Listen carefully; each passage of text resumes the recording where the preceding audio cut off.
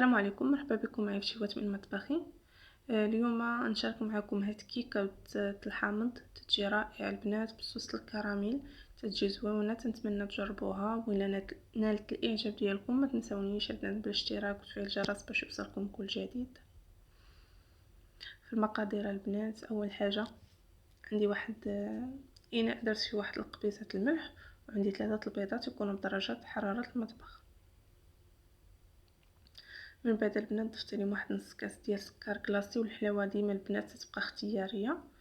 هنا البنات درت واحد الفاني ومعلقه ديال قشوره الحامض محكوكين. صافي غنخلطهم مزيان حتى ينسجموا ليا البنات، نحاولوا نطربوا هكا شويه مزيان.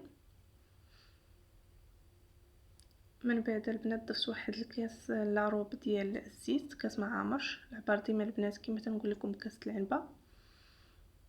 وعندي هنا كاس عامر. المهم خديت ديك الحامضه اللي درت القشور ديالها عصرتها، وداك العصير ديالها زدت عليه الماء، يعني عمرت الكاس، كاس عامر ديال العنبه.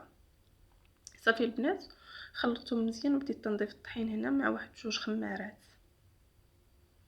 دائما البنات الطحين على حساب الخليط، يعني راه المهم انا زدت لي تقريبا 2 كيسان ونص. صافي دابا نكمل البنات حتى نجمع الطحين كامله، يعني من بعد البنات في الاخير البنات غنضيف 2 معالق ديال الخل.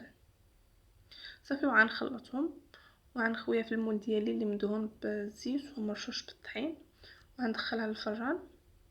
دائما البنات انا الفران تيكون عندي بارد، تندخل ليه الكيك حتى نشعل عليه. وهي البنات الكيكه ديالي بعد ما طابت تجي على هذا الشكل، تجي زوينه البنات. المهم انا ذوقتها بصوص الكراميل، درتو لها من الفوق، تيبقى كتزين ولكم الاختيار. تنتمنى الفيديو اليوم ينال الاعجاب ديالكم، والى فيديو اخر ان شاء الله بصحه وراحه.